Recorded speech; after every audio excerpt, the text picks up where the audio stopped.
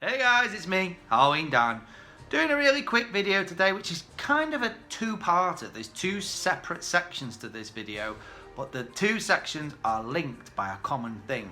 I've been kind of thinking about this for a while, and it's something I wanted to talk about because it's something I'm really excited about, and also something I really enjoy. So the first part of this little video is actually a spooky story, where I talk about a spooky legend that is very, very true. But the reason I'm telling this story is because it's linked in to the second thing, which is new and is happening this year, which I'm quite excited about. And the common thread that links these two things, both the legendary story I'm about to tell and the thing I'm a bit excited about, is that they both happen at one of my favourite places in the whole world, Alton Towers. So let's get into this.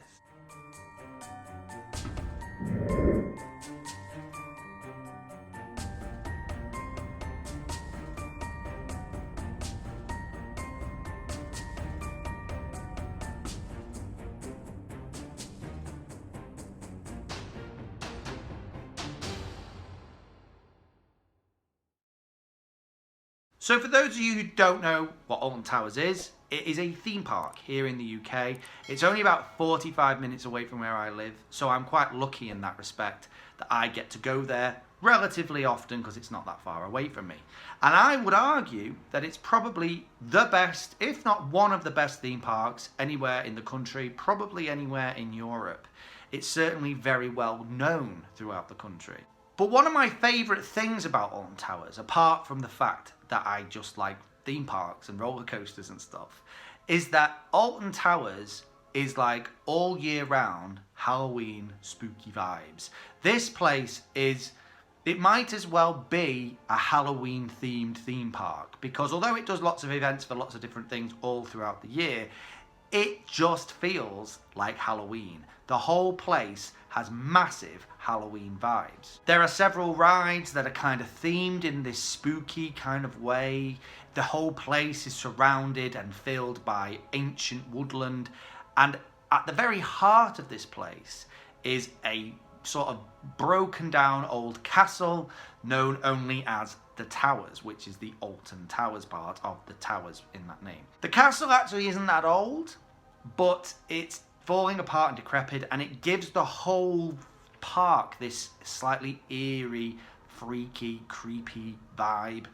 It's supposedly haunted, and one of the legends that surround this castle and surround the land the castle is on is actually the legend I'm going to be talking about today. Because today's story is the legend of the chained oak. So in 1821, Alton Towers, the castle Alton Towers, was owned by the Earls of Shrewsbury, or as they were otherwise known, the Talbot family. They had sat in this particular seat of power for centuries, and it was the 15th Earl of Shrewsbury who decided to build Alton Towers as it now stands. This, though it's derelict now, it was a very fabulous Gothic style castle that he rebuilt because Gothic style was all in at that time. The legend goes that one dark and stormy night, the Earl of Shrewsbury was returning back to the Towers when the carriage that was taking him back stopped suddenly, and an old beggar woman had appeared in the road. Now, she also, in some versions of this story, it said that she appeared from behind an old oak tree. And this is kind of the centerpiece of the story.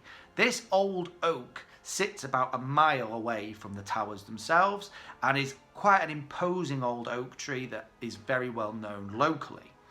And this old beggar woman appears out from behind this oak tree and stops the Earl's carriage from going any further. The Earl's quite angry about this and demands to know what's going on, at which point the beggar woman starts to beg for some money. Please, can you spare some money? The Earl is completely and utterly disgusted by this and demands that the driver carry on to the Towers, casting the old woman aside. But as he heads off, the old woman screams out a curse, and the curse simply says, "For every branch of the old oak tree that falls, a member of the Earl's family would die." Now the Earl probably didn't take this too seriously and headed on back to the towers.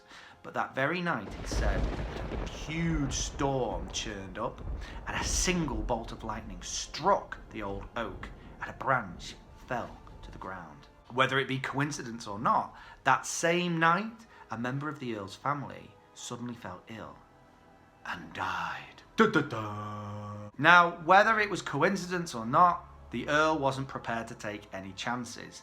And so, the next day, upon learning that this branch had indeed fallen from the old oak and a member of his family had died, he demanded all of his servants go to the old oak and chain up its branches so that no further branches could fall and any further devastation take place.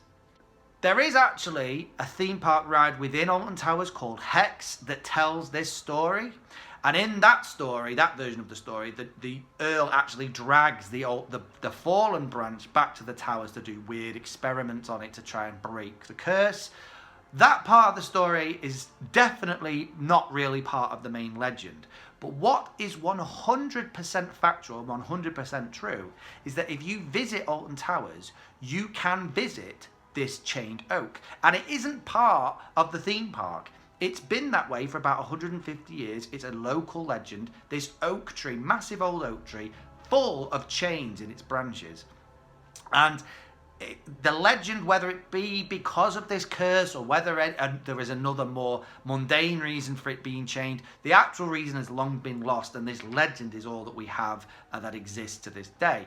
But it's a good story, that's for certain, and I love things like that. The fact that you can actually go visit this chained old oak is amazing. It kind of looks creepy and weird, and when it's set in the grounds of Alton Towers, which in itself are creepy and weird, it's a great story. In the years that have passed, branches have fallen from the oak as the chains have rusted, and I don't think any further members of the Talbot family have died.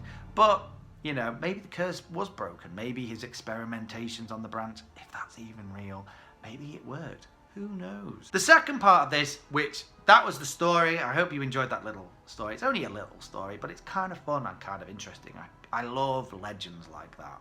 The second part of this, though, is that this year I'm hoping to go to Alton Towers. I try to go at least once a year, sometimes twice. And this year, rather excitingly, has been a rehash, an upgrade to the haunted house at Alton Towers. Now, this haunted house has a special place in my heart. It's probably the first full-scale haunted house I ever visited as a kid.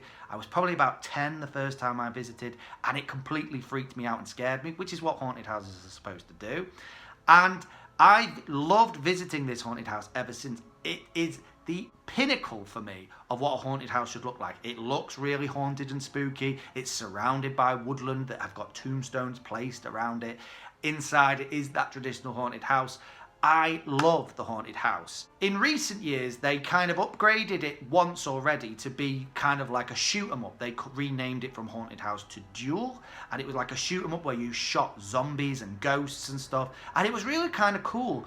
But I have to say that in the recent years, it's kind of lost some of its luster and some of its specialness for me, because what I always loved so much about this haunted house was the feeling of the place, the eerie, creepy feeling, that Halloween-y vibe. And there was something about the shoot 'em up thing that although it was kind of fun and kind of cool, it kind of took away from the Halloween-y vibe for me. It wasn't quite right. But then this year, 2023, we have been promised that the haunted house has had a complete revamp. We've been promised new attractions within it, new ghosts, new spookiness, and the theme seems to have gone back to something like what it originally was, a true 100% ghost train haunted house thing. I don't really know exactly what it is, but we've been seeing some sneak clips and little videos. They put out a little sort of advert the other day, which is kind of creepy and weird, and I'm really excited. It's counting down till the opening of the park and the opening of the new haunted house. 9, 28,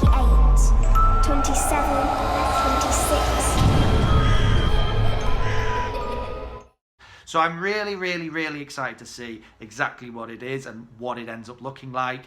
It seems to be themed around a ghost girl. When you used to stand in the queue line for the haunted house, you would be in this section within the house where you were waiting to catch the ghost train, and the floor levels were all kind of slanty, and it made you feel a bit out of sorts. And there was a little doll's house with a ghost girl walking through the rooms, and I always loved that. I always was like, how are they doing that? It's so cool. And I think the new theming around it is around this ghost girl that's in the haunted house, I think. I could be wrong, but it's really, really cool, and I'm really, really looking forward to seeing it.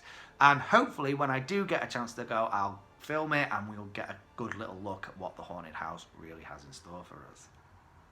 Yay. Anyway guys, I know that was a random one today. It's just me sort of talking about Alton Towers and how much I love it, as well as that strange little legend that surrounds Alton Towers. I hope you enjoyed that. If you ever get the chance to come to the UK, or if you're from the UK and you've never been to Alton Towers, I would suggest definitely going if you get the opportunity, because if you're like me and you love Halloween, it is 100% all year round Halloween. It is so cool. But with that said, with that little plug for Alton Towers, thank you so much for watching today, guys, and I will see you in the next one. Keep it spooky. Bye.